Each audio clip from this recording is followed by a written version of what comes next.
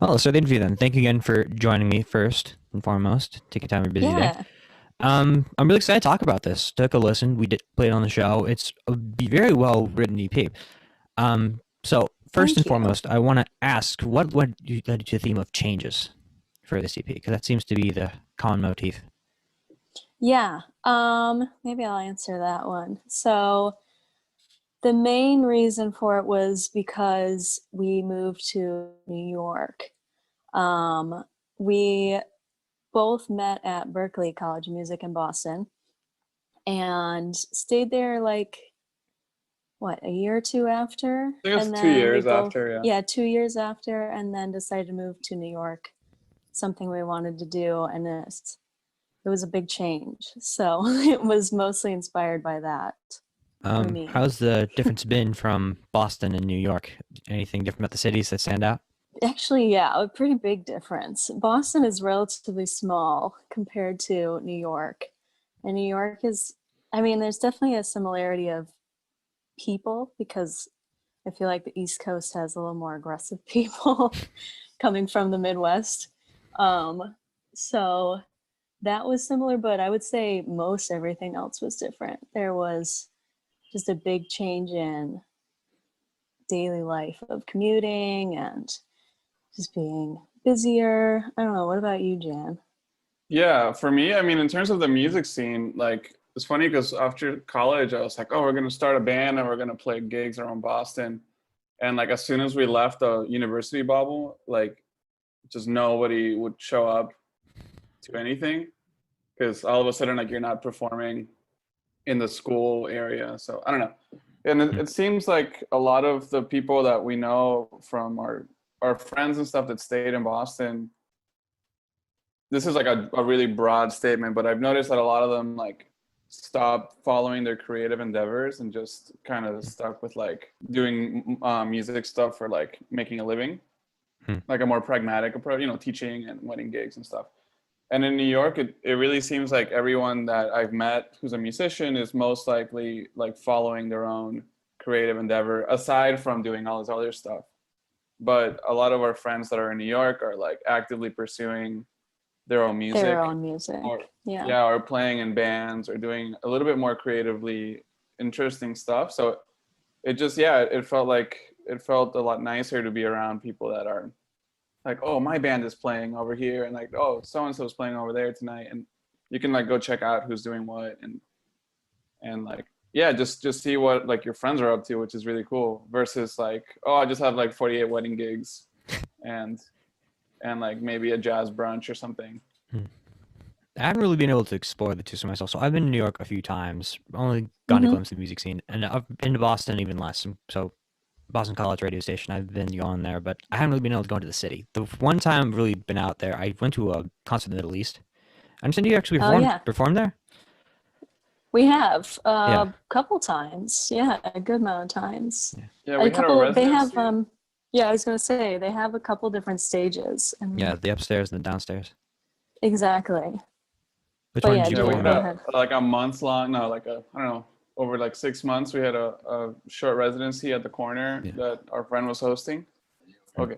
Our friend was hosting and that lasted a few months and then it stopped. But then we had a gig at the downstairs once, which was awesome. It was part of the showcase. It was super fun. Just like big rock venue, huge speakers. It was great. Yeah. Hmm. Actually, I gotta ask you. So I tried doing a bit of background research to get some info, but I can't seem to find a lot. So I'm gonna ask you a very basic question. Normally, I try to stay away from these, but how did Jade Collective form? When you met at Berkeley, was it like right away you just formed the band, or did you like do a few projects first and you're like, hey, we should take this further? Yeah, that's a good question. I think so. Jan and I are the ones that really co-write the music together. And the first song we wrote together was the title track of our first album called Clarity. Hmm.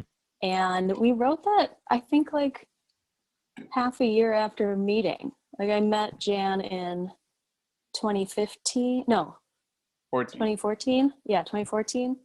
And I'm pretty sure we started writing that at the end of that year. right? Yeah, I remember like I sketched out that song and then I was like, I think that this is a song. And I was like, well, Katie's great and she writes great music. So let me send it over to her and see what happens. And then she started doing, it's a very, now it's like part of the process where she like roasts me until I tell her what the song is about. Because I have a really hard time deciphering what I mean. And so we came up with that song, and then she started writing lyrics based on that, and then it became the first thing that we wrote, and it was really fun, and we both were really happy with the outcome, so we just kept doing it for a while, and then we just called some friends and started playing a few shows, just in the school. Yeah. Also, I think initially what caused us to start creating together too was just having so many similar tastes in music and artists. Yeah, that's true. Like we instantly connected on just, you like this person, I like this person, like let's write music like them and try to like create something different but based off of these similar likes and tastes in music. So I think it was pretty quick. It actually happened pretty quickly. And then the band came later of trying How to much later? expand the music. I think our first gig was at the Berkeley radio station. I think we it was over the That's summer, true.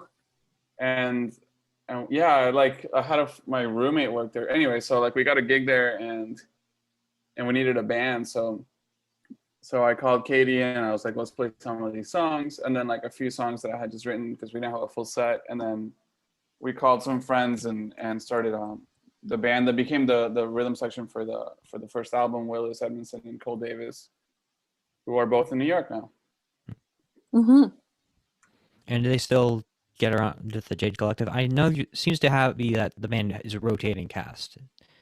It is. Yeah, that's kind of why we went with collective in the name too.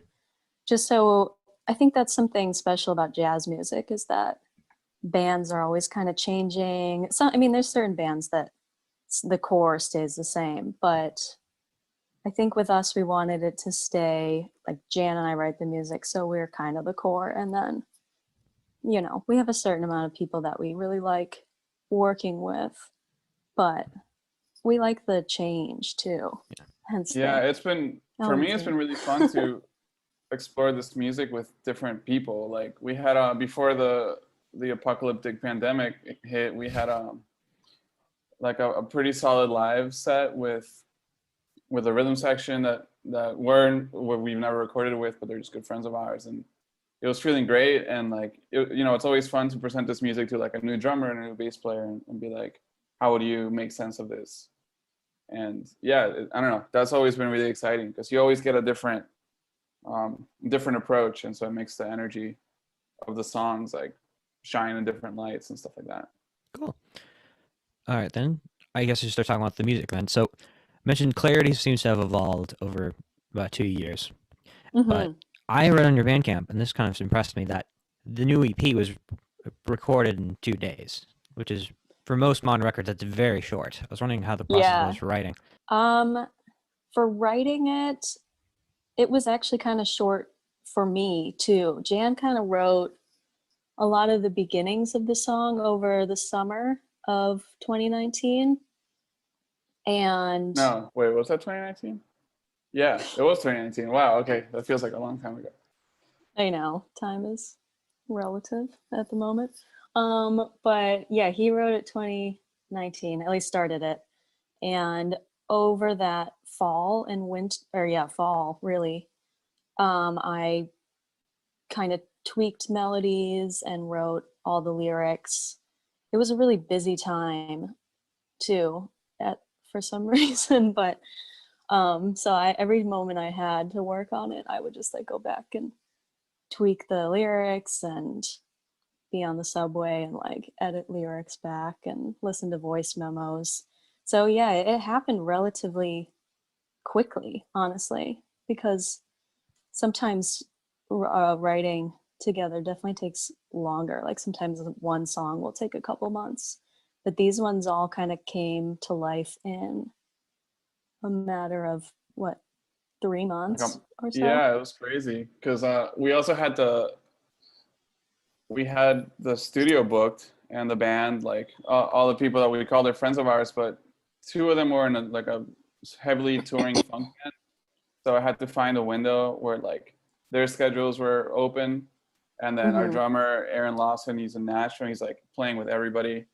So I was like, we just need to find like 5 days or a week or something where like everybody can meet. And so that was like the only period that we found was like mid-October.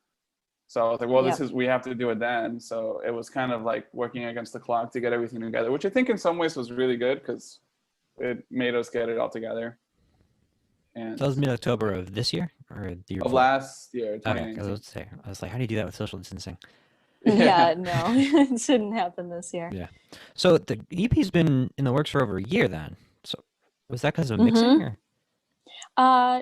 No, we were going to release it earlier this year, and then, the pandemic hit. And so we just kind of pushed it back. And then when, we saw a lot of people releasing music and we're like, oh, we can make this work. So that was the main reason to release it at the end of the year. Yeah, because we had thought like May or June, because I think the mix was done like in April. Like the music has been ready for a long time, but it just didn't feel like the right time to be pointing attention towards like our own creative projects when the world was going through a lot of turmoil with like all the protesting and the virus and all, it was just a lot of, I think, bigger picture issues happening that I didn't want to be like, look at my band. It just felt a little selfish to do that. So once everything, this has become the way that things are for now, and everybody feels a little bit more accustomed to it. So I think it seemed to, I think the music is relevant to the times in terms of themes and in terms of what it means to both of us. So it did feel right to release it now, but we definitely sat on it for a while because, it was like when, how, who, where, what are we doing?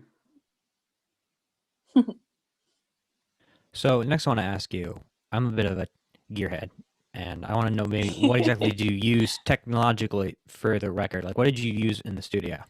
Because it's the clarity, the mix is fantastic. Thank you. Yeah, they're pretty different in that sense of sound. But Jan is definitely a gearhead, so I'll let him answer that more than I am. Yeah. It's funny because I think when we made Clarity, it was just live takes. Like we kind of treated it like a live jazz record. We're just going to play the songs and track and then maybe like punch a few things in here and there. But that was basically that. For this one, I called my old roommate, Walter Jaworski. He's a really incredible engineer, mostly like in pop stuff. Like he's really, really great at making pop records. And, but he's just like, ever since I met him, he's like super hardworking. He's a great friend of mine. So like, I really trust him. And I was like, I want you to engineer and mix this because I'm like, I have no idea about that world. And I would rather do it with a friend than with some random guy at a studio. That may or may not be cool. I don't know. Like, I think the whole process for me was that like, I wanted to work on this with people I trust and people that like, I know that they're open to ideas, they're open to give feedback, they're open to try anything and everything that anybody wants to do. So Walter was great, and he really helped. Him and Mark, the other engineer, really helped like run the session really smoothly. In terms of like gear, we just recorded with the gear at Ovation Sounds in Winston-Salem. There was nothing fancy like other than a Nord with some synth patches and a few effects things here and there, but it was mostly just like creative recording, like lots of guitar tracking. Like on Light, it features like a choir of saxophones, and we just had Jake Hirsch, our sax player, like I was like play over this, 10 tracks or something over this section and like try to make it weird ambient texture. We added some trumpets here and there and stuff like that, but nothing too heavy on the processing side of things. But I think it was done in a way that it sounds like there's more going on than what we actually tracked, which is really cool. So is that your Nord, Catey, or is that the studio's Nord? It was our keyboardist Tommy Knowles' Nord. I also have a Nord, but we didn't bring it all the way down there. And since Tommy lives in North Carolina, we used his Nord, and he has a bunch of crazy patches on there. And he really enjoys doing sound design type stuff, so he makes a lot of his own sounds, and yeah. Yeah, like a lot Well, of like light features like a piano shimmer, and that's his patch that he made. And then like Cycles features like a weird swelly synth with like a lot of like white noise. That was also his Nord. You know, like all these kind of patchy texture stuff comes from just his keyboard and like his sound design. Mm-hmm. So what brought you all the way down to Winston-Salem to record if you're based in New York? Why that Yeah. studio? So this artist in New York that we both work for named Becca Stevens has a brother that lives in Winston-Salem, right, Jan? Yeah. And it's his studio there. His name's Bill Stevens. So that was the main connection of, we have friends in Asheville, which that's not too far for them. And then he let us have full reign of that studio. But yeah, we were very thankful to use his studio and have that connection there, and that Yeah, it being 'cause close enough for our North Carolina friends too. So yeah, So Bill was actually, really cool in giving us like just a space. He's like, you know, just have it for the weekend. I'll be around if you need anything. But like, we brought our own people. You know, he's just like, here's where all the mics are. I'll help you set up and like just do your thing for a few days, which is great because that was like the other thing, doing it in such short notice. Like I didn't want to have to be worried about time. So I felt like 3 days was a pretty good amount of time to track. I mean, obviously, if we would have had like a month, that would have been incredible. But we got a lot done in those 3 days. all right. So actually, speaking of the Stevenses, I want to know, how did you both come to work for Becca? So Jan knows I actually just interviewed Becca about her new album. You probably would have been touring with her for it if not for the pandemic. yeah. Yeah, so I started working for Becca. I studied music business when I was at Berkeley. And I had a few internships and was interested in like just learning more about that stuff. So Katie's old vocal teacher, Peter Eldridge, was a friend of Becca's, and she had sent me a Facebook post that he made, just kind of like shouting out to students, like her management is looking for an assistant. And so I was like, well, Katie was like, you should apply. So I did. I didn't get the job at first. They hired someone else. And then she got married and moved to Israel or something. And so they ended up calling me back and offered me the gig. And so, yeah, I started working for her as like an assistant, just like checking her email and doing her schedule. And we've been working together for a few years. And then I started playing in her band. Katie's played a few gigs with her as like a backup singer. And then she was looking for somebody to run her social media channels. So we were like, well, Katie's great at social media and she's down to help. So now that's Katie's role, is running. Like, anytime you see a post or a story or something from Becca's behalf, that's all Katie. Yeah. Cool. Yeah, it's like social media, some marketing. Like I'll make some posters for her and stuff. But yeah. All right.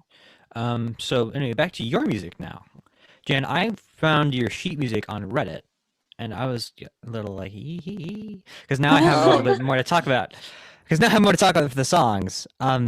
Yeah. Structurally, they're really cool to look at, just harmonically and everything, with the different time signatures and the jazz. But what's the thing that stood out to me is that Light is a lead sheet. The song seems pretty well structured, but my understanding of lead sheets is that usually most of it's improvised. So was Light an improvisation, or was it you had most of the structure already? I think we had we were pretty strict, I think, with what we were doing in Light. I like to write in lead sheet format as much as possible, because a lot of the things were just done by ear, and like, play this piano part here, or like do this kind of figure here and there. But for the most part, I like the flexibility. Like, so for the process of this, like we went to Artie Sadler, our bass player's house in Asheville. We hung out there for like, I don't know, 4 or 5 days with everybody, and we rehearsed the music. But the rehearsal process was like, we had demos, which were like really crappy garage band demos that I made with Catey. And we had the sheet music, and we were just like, all right, guys, here's what we have. Let's experiment. So like a lot of the drum grooves we came up with Aaron, the drummer, during the rehearsals. A lot of like the, you know, space figures, ranges, entrances, all those kind of more nuanced things came from arranging it with the band versus like me writing out the score to everything and having it pre-planned. I really like that. I think that also goes back to like the collective idea that it's not just our music. Like we're coming to them with like full songs, and we're like, this is the form of the music and this is the shape and the general arc of the narrative, but like how do you want to help us like color this and like fill in the gaps? So that, you know, that was a lot of fun, because coming up with like, oh, this synth patch is going to sound great on Cycles, like we had no idea.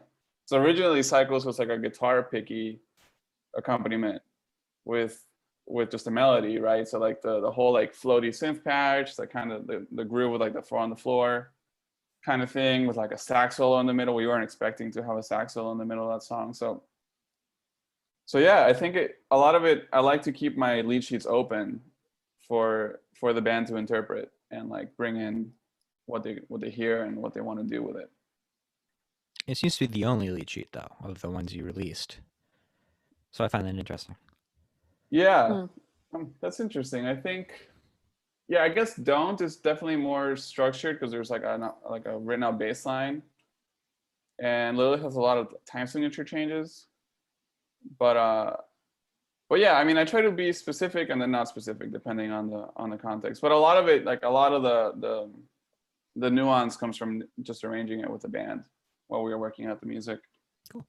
Then I want to ask too, Interlude does not seem to have its own sheet music. I know that it's like, I read on your website that it started from a looping session. So that, I'm guessing, came organically too from like collaboration. Yeah, there's a funny story about the Interlude that we had another song called Starting Now, which we're both really stoked about, but it just didn't sound like it fit with the batch. Mm-hmm. So we ended up cutting it, but I had this idea when we were mixing that I wanted to take one of the picking figures of that song and like make a little looping piece out of it. And I got the key wrong, so I wrote this loop in a different key by accident, and like so the melody that we were gonna impose on it didn't work. Anyway, it was a whole thing. But I'm really into looping and like playing with loop pedals and that kind of improvised like textured Steve Reich inspired music. And so when we were mixing in Brooklyn, Walter and I just was like, oh, let me just track for like an hour some guitar loops. I just made a bunch of layers, and we were gonna have Catey's just like chops of Catey's voice from Starting Now kind of floating over this. But then yeah, I got the key wrong, so it was a whole mess. And then we asked our friend Isaac Wang, who's the mastering engineer. He's like a ridiculous producer. And I was like, hey, I have this like short little interlude guitar piece, and like here's some Catey's vocal stems from Cycles that were in the same key. And I was like, can you like marry these two things and make something that just sounds nice? And so he sent us a few things. We tweaked it here and there, and then it became the Interlude.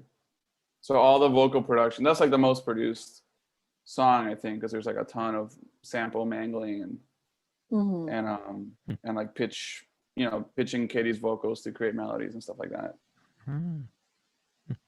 So speaking of looping, I understand you have like 3 different loop pedals. I can imagine being able to handle that. What exactly do you do with those? Like, how do you use them? Yeah, I've in quarantine, I've leaned into my gear obsession and just spent all my passive income on gear. So yeah, I like that loopers kind of make my pedal board alive and they do their own thing. So it's kind of like a musical partner that has his own or their own brain, because I never know what's going to happen. So I've just been getting into improvising with loop pedals and like feeding loops into each other and seeing what happens. And actually from that, I've just sent Catey some demos of songs I've written with the loopers, which will hopefully become some other Jade Collective stuff in the near future. But it's just been like Mhm. almost like a sound design exploration exercise and like an improvising exploration exercise where sometimes they sound like, you know, weird Brian Eno music for airports type stuff, and sometimes Mm, they just sound like Steve Reich shit. I don't know. It's really, mm. it just kind of has a mind of its own, and I've just been having a lot of fun trying to figure out how to make music with it. Cool. And you, Katie, you've also been practicing looping with Ableton. I saw on Facebook you're doing like quarantine covers. Yes, exactly. Um, I'm definitely not as hardcore of a looper as Jan, but I do like it. I think my main appeal towards it is hearing all the harmonies that I hear in my head. So yeah, I've been in choirs for basically my entire life. So I am always hearing harmony lines. And I think looping is a really easy way to start, you know, having those harmonies come to life pretty quickly. So that was my first real reason to start looping. But then learning Ableton too, it just kind of became its own thing. And having all this time too with quarantine, it's been nice to experiment with some new sounds in that sense too. And then, actually, speaking of the choir, I understand you're also a member of the C4 ensemble, I which is a am. lot more of like the classical Gregorian type stuff. How has that influenced your songwriting? Oof, yeah. It's such a crazy choir, honestly. It's all, they aim to do music from the past 20 years, and that's it. So it's all really contemporary, really cutting edge, really different, like techniques that the composers are using and trying to get all of us vocalists to use different extended vocal techniques as well. So it's definitely opened a lot of doors for songwriting, I would say, of just like realizing I can use some of these sounds, I can use interesting harmony that, you know, sometimes in the choir we sing some I want to like sample this and make a song out of Yeah, it. right. This sounds like some weird EDM. So, next question is about the music videos. They're absolutely gorgeous. I was wondering what the concepts behind them were. Thanks. You're welcome. The Because main, oh there's yeah, the, go ahead. sorry, before, sorry, I just want to put in first also, because two of them are mostly geometry based, like a visualization of music. I myself am a very visual listener, Mm-hmm. if that makes sense to you. Like when I hear a song, I can like picture the instruments and the spread. So I thought that was a very nice visual aid. It complemented nicely. But then there's the one video where you have a dancer instead. So it's a Mm-hmm. physical externalization of the motion. I was wondering what you're going for and the different choices for each song. Yeah. I also am very visual. I'm a visual learner. Definitely, I get the same thing of when I start to hear a song, even writing it, I already have visuals in my mind. Um, so for the dance one specifically, my friend Chase Buntrock went to Juilliard, and some of his friends started this dance collective called Body Sonnet, and I've been wanting to work with them for a while now. So when we had the opportunity to actually make a quarantine type video happen, it was pretty instant that we wanted to do something with them. Um, but yeah, I think that one, we really let, her name is Mosselin Park Harrison, and we let her choose what song she wanted to do. So it was at least kind of collaborative in that sense too. But I definitely see a lot of movement to all of the songs. So it was, and especially Cycles because of the title and the whole nature of the lyrics as well. But yeah, that one I think just kind of made sense having the dance to it as well in my brain. But the other ones, like for Lilith, we did a lyric video specifically. I think because that song is the most lyrically driven. It's kind of has a storyline. I it's basically a personification of a feeling, and that one I had very specific like lighting in my mind, and our the person who made it, Camilla Seidelman, just instantly captured that. So I think somehow we just kind of connected on what this song sounds like and how that influences what it looks like. But yeah. What about the lights video? That was the first one that Oh came yeah, out. I was gonna say I forgot to talk about the light one. Yeah, Light. Actually, a friend of mine, Bryce Fias, he's a guy I went to high school with. I went to an arts high school in Miami, and I met the kid. He's like, even when we were teenagers, he was like doing all these really cool, just paintings and stuff like that. So I always liked his aesthetic, and I reconnected with him when I was thinking about doing a music video, because I found out that he was doing like animation work for just for like commercial purposes and like just kind of for artsy projects and stuff. And so I hit him up and I was like, hey, I I really like his aesthetic. It's this kind of like dark, kind of Tron like computer animated graphic stuff. And so we started plotting like the music video, and it was cool because I've always wanted to work with an animator and to do something that has a storyline. So like we set up a storyboard, we kind of worked out like the narrative of the piece and like what we wanted where. And then we just let him have fun with like the elements that we gave him, and that became the music video. So I really love how it just kind of melts, like each scene melts into the other. Yeah, it's great. Which is something that I think we express in the forum, like the line between sections I try to obscure as much as possible, especially in the first half of that song. Like I try to make them dovetail really smoothly into each other. Just because of how the guitar part is written, I can kind of get away with that because there's a lot of common pitches. And so I think he captured that kind of motion where like a scene will just bleed into the next, and all of a sudden you're like, oh, wait, I thought he was facing left, now he's facing forward, that kind of stuff. Yeah, Bryce is great. He's a really awesome animator. Cool.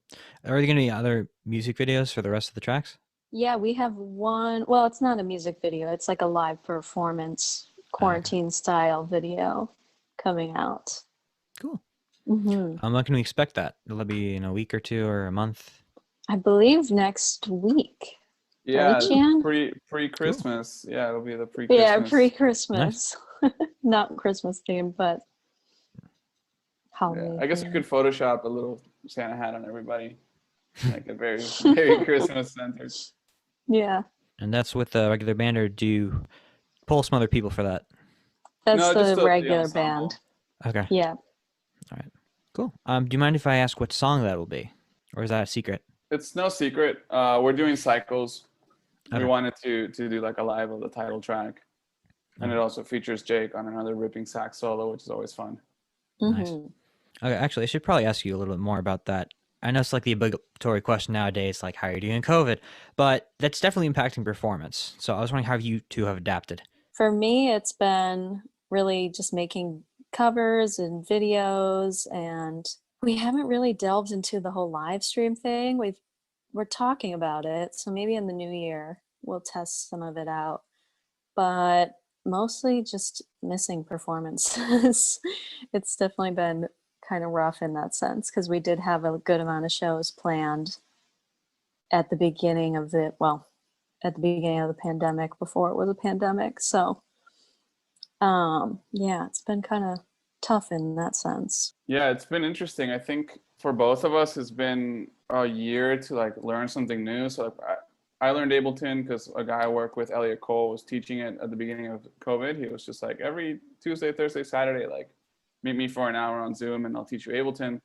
And then I taught Catey how to, just run the program, record and play with sound. So I think that's been really good for both of us, just to be able to like have a way to make music and explore things. Like Catey's a really big picture type of musician. Like she hears everything she wants. So like, and her own music is incredible. So she's been working on these demos that are just like, because she has Ableton now, she can add all the things that she can hear in the moment and figure out how to execute, which is really cool.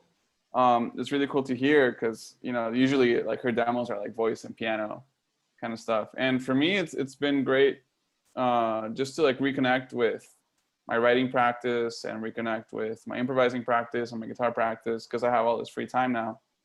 So yeah, trying to bring some of these newly found skills and textures and sounds into when we can play again, because, you know, if anything, I think it'll make the music stronger, though it sucks that we haven't been able to, you know, actually just do the work and perform the music, which was the original plan.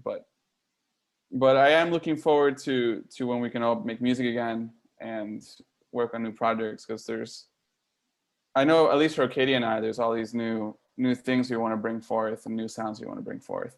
All right. Well, next, I'd be remiss if I didn't ask you this question since I'm going to college in Boston. You Berkeley alumni, what are the best spots for college kids just to explore? Do you have any recommendations? Food, venues, just hangouts? Ooh, well, a very specific Berkeley one is Pavement. I think that's where I would like meet up with anybody. The Pavement is pretty close by. I think now they have a really good coffee place called Tate right near Berkeley too. That's kind of more bougie, but it's definitely delicious. um, and then one of my other favorite spots was Trident, the book cafe place. Yeah, but venue wise, I would say the Lily Pad is amazing. We played a bunch of shows at the Outpost too, which is super cool because it's like a house and art gallery at the same time. Super cool. What are some other favorite? What are some of yours, Jan? Yeah, I mean, in terms of food, I'm like a diehard Up Alone fan. I think that's by BC, right? Is Oh, it the end yeah. of It's right end of across the journey? street. Yeah. Yeah, I used to live across the one in Fenway, so like that was Ah, the cool. spot. There's a place by the Lily Pad called Olecito. It's like a Mexican burrito place, which is also just like ridiculously good. But yeah, in terms of venues, the last year living in Boston, I started volunteering for an organization called Brain Arts, which is it's run by this guy named Sam. I can't remember his last name right now, but Sam is awesome. He's like a 30-year-old rock and roll DIY punk head badass, and they started the Dorchester Art Project down in Dorchester, which has been getting a lot of momentum. They create like space for local artists to like rent out little galleries and rehearsal and practice spaces, and I think they just turned it into a venue too. So they're doing like DIY type shows. And with Brain Arts, they would do like a newspaper every month of like every DIY show, like every house show, weird warehouse gig, nothing like on the commercial side, like more like just a bunch of people trying to make live music and more experimental, like noise and kind of punk and stuff like that. But they're great. I mean, I didn't know about them, and I don't think anybody that I knew at Berkeley knew about them.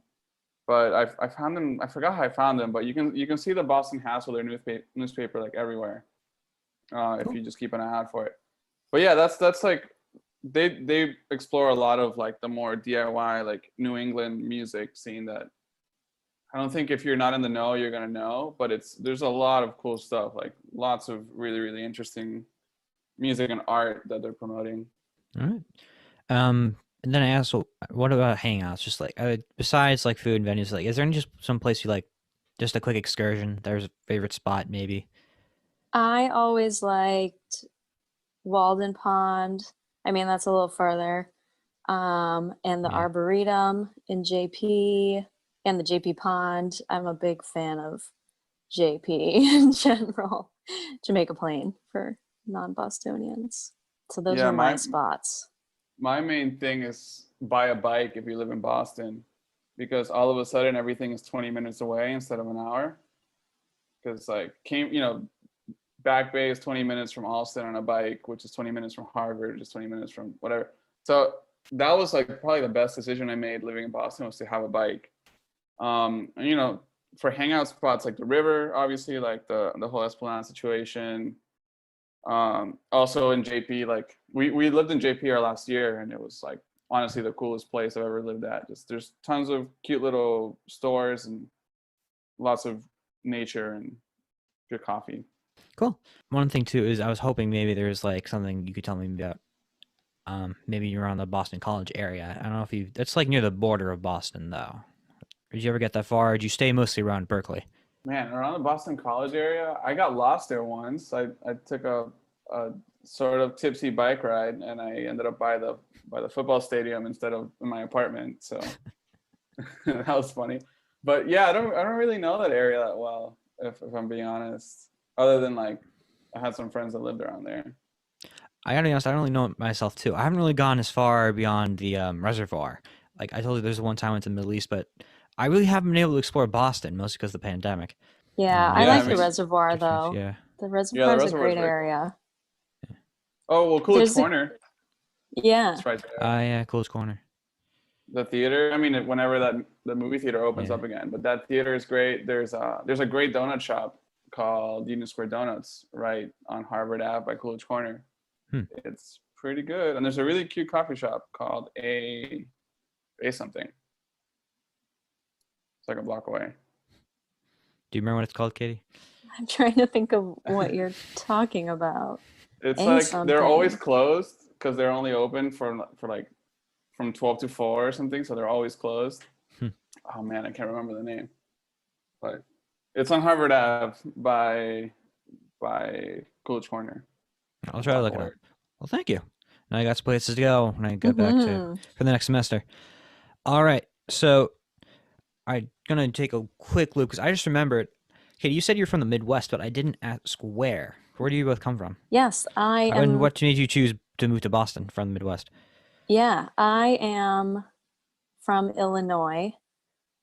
I am from a suburb just west of, like directly west of Chicago called St. Charles. And I wanted to apply to a bunch of music schools. And it came down to either UNT, New England Conservatory, or Berkeley. So two of them were already in Boston, so that kind of made more sense. And but yeah, I definitely been New York as well, and it's just really beautiful to me. What about you, Jen? What made you go to Boston? Yeah, I mean, I'm originally from Colombia in South America, and I moved to Miami when I was like 11 or something. And I ended up at an art school, and I had a guitar teacher who had gone to Berkeley. So when he saw I was taking it kind of seriously, he encouraged me to apply. Because I had applied to like some state colleges in Florida, and then I got into Berkeley, and I was like, well, get me out of Florida, and somewhere new. So that was that. But I didn't know Berkeley was a thing until my guitar teacher kind of pointed it out and was like, you should try it out. Hopefully, maybe whatever. So yeah, that was that, and yeah, it was tons of fun. Probably the best decision I've ever made. All right, cool. And then one last question. Ask this to all my guests to expand their repertoire. What music have you been currently listening to? Ooh. I am a huge Tom York fan. So, I mean, I really love Radiohead, but lately I've been listening to a lot of Tom York's. Also James Blake a lot. He keeps releasing EPs this year, so that's been amazing to listen to. And one of my all-time favorites, Bon Iver. I always go back to Bon Iver. So that's about me in a nutshell. Cool. Yeah, for me, I float a lot. Lately, I've been on this like ambient music kick, checking out. I really like this guy named Blank for MS. He's like a kind of gearhead Instagram person, but he puts out these really beautiful ambient records with like tape loops and recorded pianos and lots of grit. And this morning I was listening to Elliot Carter and his string quartet, which was a headache because it's very complicated. I was reading the score and I was like, if somebody made me play this music, I would just slap them because this looks insane. But it's very cool music. Yeah, I keep floating between like 20th century classical music lately and ambient, like soft ambient music. And sometimes jazz here and there, like I was checking out Dana Stevens yesterday and his new record at the Village Vanguard, and I was checking out, I've been on a Linda O kick lately. I love her, she's amazing, but she's got a record called Walk Against Wind, I believe. It's just awesome. It's like free improv, rock, jazz, awesome music. And I've been revisiting that record lately. It's very well rounded. Good. Yeah, just like kind of jump around. My diverse tastes. And of course, I know I said that was the last question, but one thing I just remembered one more thing. There's one song you did with Ben Wendell, the saxophone guy, but you said your makeup said it was from a masterclass collaboration? Yeah, I know Ben through Becca, and he one day, like I ran a few errands for him, just did a few like kind of assistant things and helped him out with some stuff. And I was like, hey man, I do sheet music if you ever need a copyist. And so he hired me to do the copyist work for his new album, High Heart. So he sent me like a bunch of voice memos, and then I had to transcribe them and put them into sheet music. And so from there, we kind of became friends, and he's been doing these like online masterclass courses that he sells on his website. Like one is for like just sax, like nerdy sax stuff, and the other one's for just improvising and practicing, and then one for composing. So for the composing one, he called me and he was like, I want to do like write a song with you for this class. Like, would you be down to bring me some like, 2 or 4 measure or like small ideas that you have in your notebook, and like we'll try to flesh them out.